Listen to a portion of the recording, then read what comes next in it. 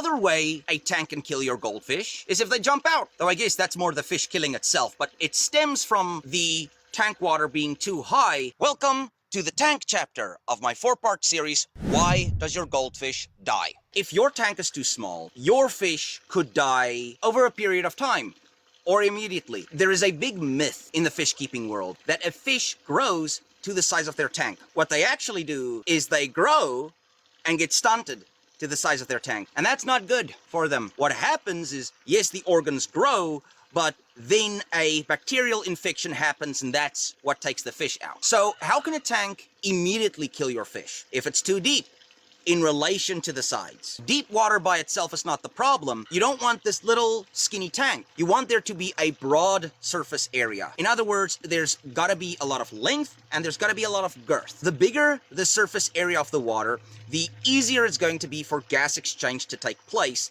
allowing oxygen to get in that water. Now, of course, you should have air stones to help disrupt the surface area of the water to help get that oxygen back in. The problem is, what do you do during a power cut? A tank where 2 fish would survive perfectly fine, if you have 3 in that exact same tank, all the fish could die because of oxygen starvation. One of the surest ways to know that your fish died from oxygen starvation is if the bigger fish are dead, but the little ones are still swimming around. Because a bigger fish has larger oxygen requirements, little fish not so much. One of the reasons I love fancy goldfish is because of how they were bred. They are not really gonna have the power to launch themselves out of the tank. Common variety of goldfish with the slender bodies and the single tails are gonna be able to launch themselves out of the tank more easily.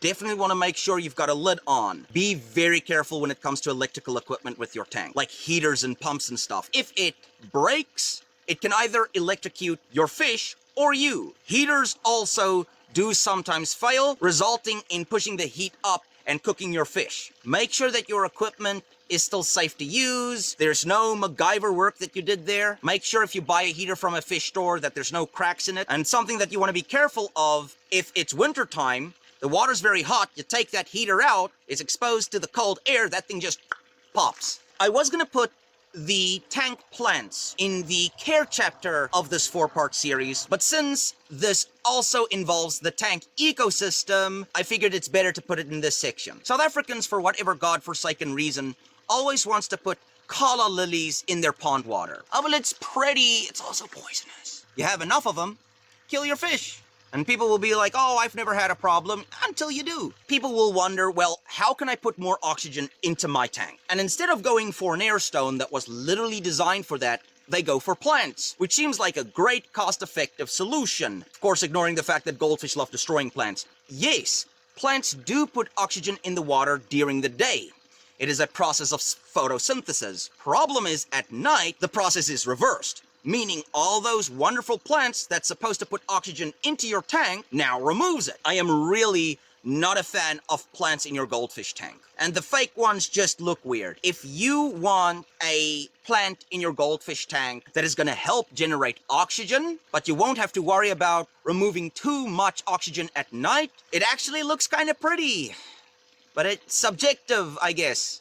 And the goldfish are gonna struggle to destroy it. It's gonna give them something to graze on, and that's these wonderful layers of carpet algae, but it does take a little bit of know-how how to grow them. Once you figure it out, that's definitely the plant I would prefer. I've heard it time and again where people got it in their head that they should put copper pipes in their water to combat algae. Now, the copper pipe does kill algae. It also poisons the things living in that water and drinking from that water. It can cause cancers in your fish. Metal does this in general, but copper is some of the worst offenders.